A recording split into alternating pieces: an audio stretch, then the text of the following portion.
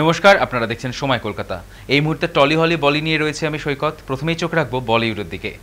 বলিউডের ডুবতে নাইয়া পার করে দর্শক মহলে আবার ঝড় তুলেছেন ববি দেওয়াল। অ্যানিম্যালের ছোট্ট অথচ দমদার একটি চরিত্রের হাত ধরে কামব্যাক হয়েছিল তার। এবার একেবারে নতুন রূপে হাজির হচ্ছেন তিনি। সম্প্রতি যশরাজ ফিল্মসের স্পাই ইউনিভার্সের প্রফেসর হোয়াইট নয়েসের লুকে দেখা গেল তাকে। কালো চশমা, ধূসর গোঁফ আর শক্ত করে বাঁধা পনিটেল যেন নতুন রহস্যের আভাস। ববি জানিয়েছেন 19 তারিখেই ফাঁস করবেন আসল চমক। সূত্র বলছে আলিয়া ভাটের আলফা ছবিতেই খল চরিত্রে দেখা যাবে তাকে। অ্যানিম্যালের পর আবারও নেগেটিভ রোলে কি তাক লাগাবেন ববি? দর্শক মহলের নজর এখন সেদিকেই। আলিয়া সরবরির সঙ্গে পর্দা কাঁপাতে প্রস্তুত লর্ড ববি।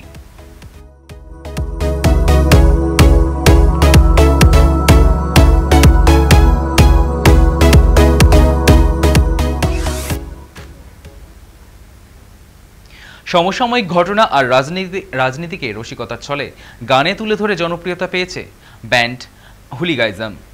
মেলার গান থেকে তুম মস্তি করবে জানি প্রতিটি পারফরমেন্স ঝড় তোলে অনির্বাণ ভট্টাচার্য, দেবরাজ ভট্টাচার্য, শুভদীপ গুহদের দল।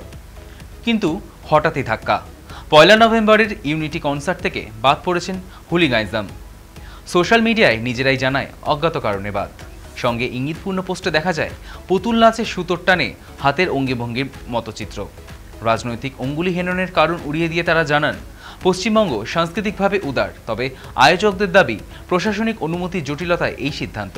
কিন্তু দর্শকদের মনে এখন একটাই প্রশ্ন, জনপ্রিয়তার মাঝেও কেন এই ছন্দপতন?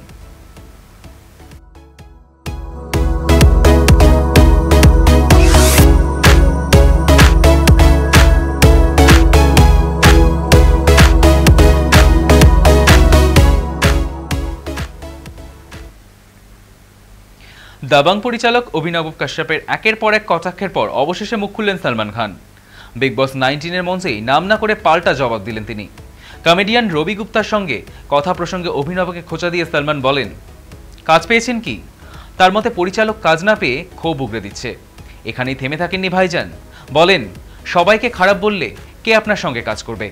সালমানের মতে অভিনব প্রতিভাবান হলেও নিজের হাতে নিজের ক্যারিয়ার শেষ করছেন, আর এক ধাপ এগিয়ে নিজের পরিবারকে ভালোবাসার পরামর্শ দেন। হাঁটু মুড়ে প্রার্থনার প্রসঙ্গ টেনে সালমান বলেন, আমি তো প্রতিদিন ঈশ্বরের কাছে হাঁটু মুড়ে প্রার্থনা করি। তার এই জবাবে যেন চুপ ইন্ডাস্ট্রির একদা বিতর্কিত পরিচালক।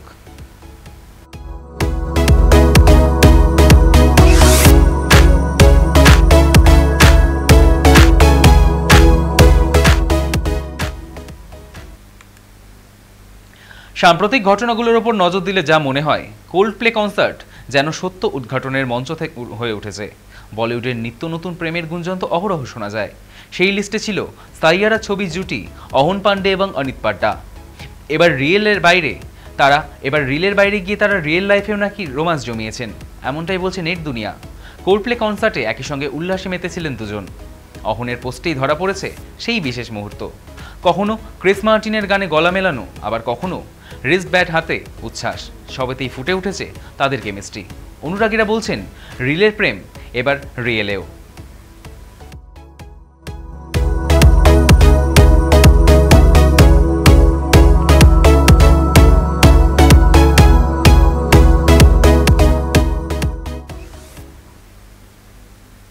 ছোট পর্দার জনপ্রিয় মুখ দিব্যানী মণ্ডল নাকি এবার সৃজিত মুখোপাধ্যায় নতুন ছবিতে অভিনয় করতে চলেছেন, সেই খবরই সরগরম টলিপাড়া।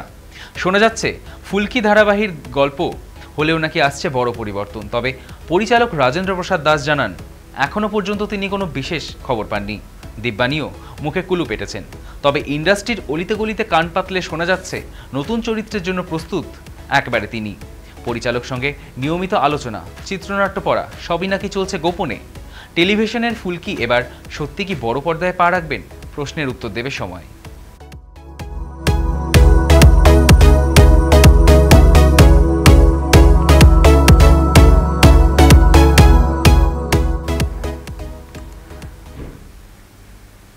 বরাবরই এন্ট্রোরাজ খরচ নিয়ে অশান্ত গুঞ্জন শোনা যায় বলিউডে। এই প্রসঙ্গে একটি অভিজ্ঞতার কথা শেয়ার করে অভিজ্ঞ অভিনেতা সৌরভ শুক্ল। সাম্প্রতিক এক সাক্ষাৎকারে তিনি জানান প্রয়াত কিংবদন্তি অভিনেতা অমরেশ পুরী ছিলেন বাকি অভিনেতাদের থেকে একেবারে সম্পূর্ণ আলাদা। কোটি টাকার তারকা হয়েও তিনি নিজের গাড়ি নিজেই চালাতেন, ছিল না কোনো আত্মসহায়ক। সঙ্গে থাকতো শুধুমাত্র একজন মেকআপ ম্যান। সাথেই হাসতে হাসতে তিনি আরও বলেন, প্রয়াত অভিনেতার এক অদ্ভুত অভ্যাসের কথা। অমরেশ পুরী সাহেব প্রতিটা ছবিতেই লিড অভিনেতা থেকে পারিশ্রমিক নিতেন মাত্র 1 টাকা বেশি। এতটাই আত্মসম্মান বোধ ছিল তার।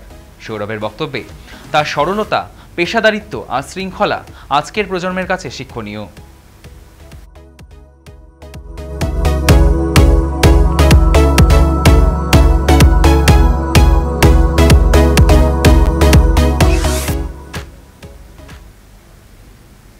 টলি হলি বলি এখনকার মতো এ পর্যন্তই। দেখতে থাকুন সময় কলকাতা। সময় বলবে সময়ের কথা।